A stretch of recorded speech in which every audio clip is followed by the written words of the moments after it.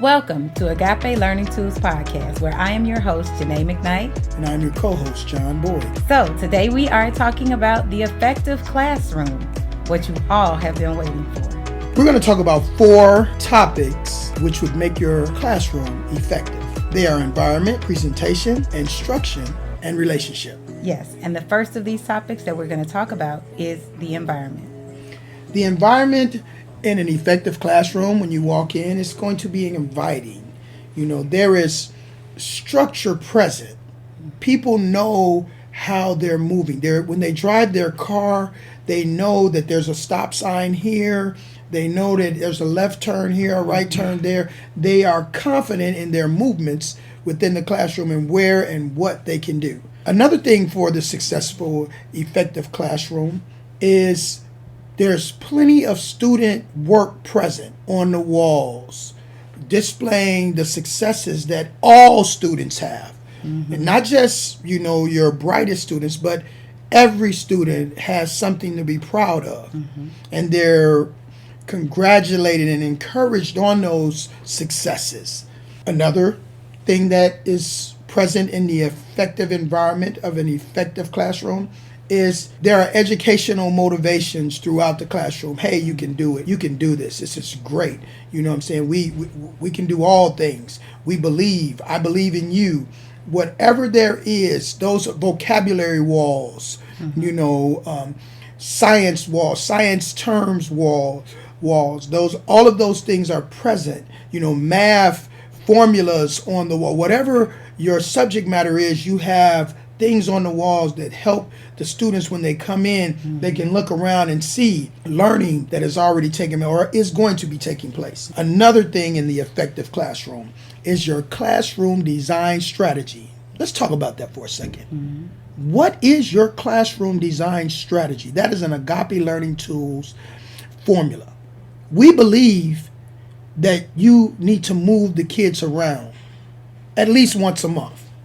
Mm-hmm. There's a seating chart in every class, in every effective classroom. There's a seating chart where whether you're using a square design, whether you're using a circle design for collaboration purposes, this is what we want to do. Mm-hmm. We want to make sure that our students are able to interact. The challenge, what about the students who are friends?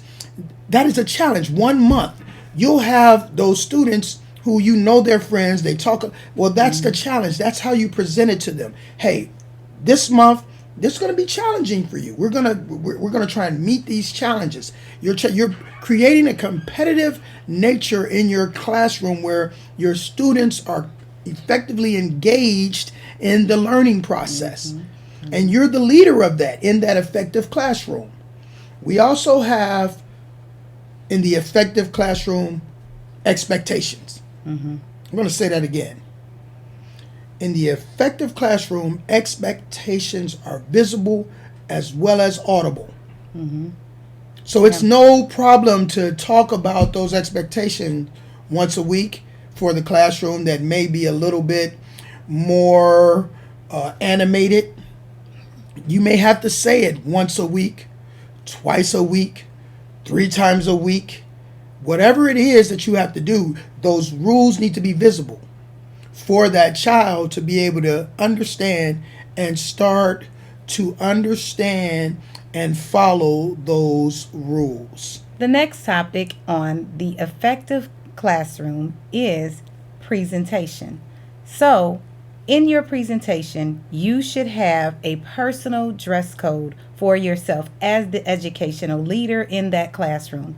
So your dress attire should speak to that you are, number one, you are an adult. So you are not dressed as the children are dressed, wearing leggings, wearing things that are inappropriate at school, that even the school says that the students should not be wearing.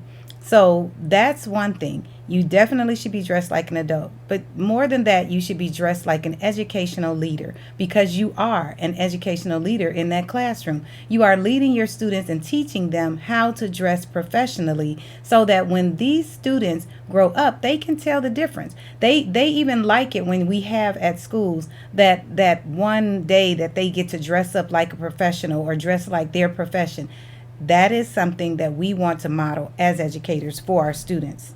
Another thing is that in the effective classroom, you want to make sure that there is appropriate vocabulary, that you speak as an educator, that you speak and use vocabulary that is appropriate for the students, that you are not using vulgar language or language that's not appropriate, but you're using the language that you want students to gain and to be able to learn from you, so that they will continue that same thing as they become adults.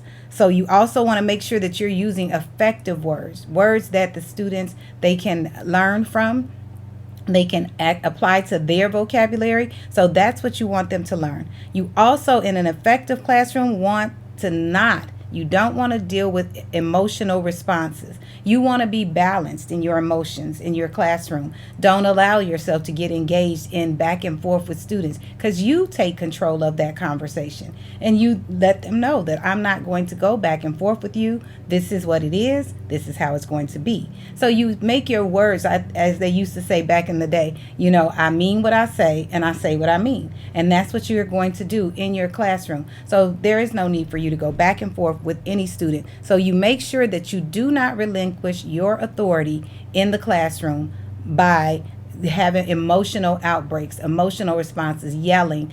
That is not effective. So you want to make sure that in your classroom you keep an even tone when you are dealing with student behaviors, when you're talking to your students, so that they know that you are in control.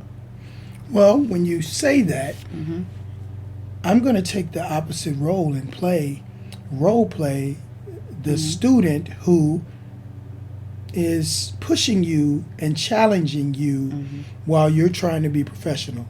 Make sure that you understand at Cape Learning Tools, we are providing, examples of how we think that an effective classroom looks. But of course, there are challenges that are involved. Yes. And so you definitely have to understand that you have to face those challenges with confidence. Yes. And that is where your presentation is. It's not to dismiss a student. It's to understand a student where they're at. Yes. And then get them to recover and explore something different. We know that we are all, each and every student, every teacher, we know that we are all set and examples of our environment. But the one thing that you have to make sure is that you're an open book to learning new and inventive ways to help your clientele. The next topic in the effective classroom is instruction. So when you walk in an effective classroom, you're going to see a teacher who is confident in their subject matter, learned in their subject matter. They understand it and they know which direction they want to take their students as they teach that subject matter. You will always see lesson plans available for the parent, for the educational leader, for the student, readily available that they can follow and understand this is what we're going to learn from during this assignment. These are the things that we're going to learn. So the student, the teacher, and the parent, the community will know exactly this is what's going on in my classroom. You'll see differentiation. You'll see the student that is moving along at a different pace than your student that is moving at a faster pace. You will see them all intertwining and collaborating with one another and moving together towards a common goal in that learning process. That is very important. And how do we get there? Those are things that we'll talk about at a later date, but that is what you want to see in an effective classroom. And then most importantly, with instruction, I gotta be fired up about learning, about loving learning. I gotta be pumped up, more excited. If I gotta do the wave, whoa, we about to do Romeo. Here we go. My kids are gonna have fun and be excited about the subject matter because their educational leader in that classroom is going to be excited. And of course, you're gonna have students who are like, Mr. Boyd is crazy. I don't feel like doing that. Okay, and they get to choose that. But what they don't get to do is destroy the learning environment. They get to sit there and watch this TV show that is about learning. That's what we're going to see in the effective classroom. The fourth and the last part of the effective classroom that we're going to share is about the classroom relationships, the relationship between the teacher and the student. There should be a relationship between the teacher and the student where that student should be able to talk to that teacher pretty much about anything. They should be able to conversate. They should be able to talk about educational topics, things that pertain to their education. They should be able to make suggestions. They should not feel intimidated by their teacher in any kind of way, but they should have a knowledge. The teacher should have a knowledge of who their students are outside of school. Sometimes you may even go to events outside of school for your students. Maybe you might go to a piano recital or go to a band concert, whichever way, but that all builds relationship between the teacher and the student. So that way you have more than just a classroom relationship with your students.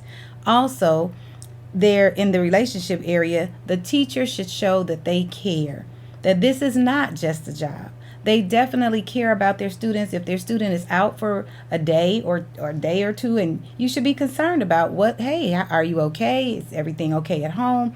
Okay, and you are not prying to get into their business, but you're just concerned about them, and they know that because you ask about them. When you're walking in the hallway, you're just talking to your students. Hey, what can I do for you? How's it going? I heard that, there was a house fire that, you guys experienced. Is there anything that we can do and take care of for you? We can talk to the school supervisors and talk to people about doing something for that. There are so many ways you can get to know your students and build that relationship with them so that they know and show that you care about their day-to-day thing. Also, you should have a relationship with your parents. You should have a relationship with your parents from the very beginning. The first call should not be a call about misbehavior of their student. You should be calling them at the beginning of the year to introduce who you are and what you will be teaching for that year, as well as send out an email welcoming your students to the classroom, telling the parents how they can be involved in their child's education and how you all can partner together to do what is best for their student.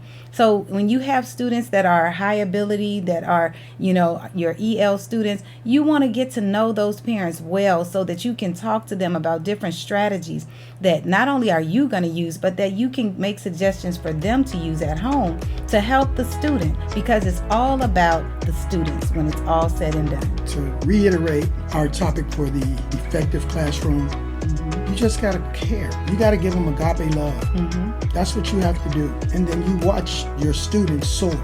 You watch your learning environment soar. And that's what we're here to do. So if there's any other questions or concerns that you have, please continue to watch Agape Learning Tools podcast. Also, put it in the comments or in the chat any questions or concerns that you might have. Thank you for joining us on Agape Learning Tools podcast. Today we were talking about the effective classroom. So we want you to give us comments, feedback on what you thought about this episode. If there's anything that we should have added, put it in the comments.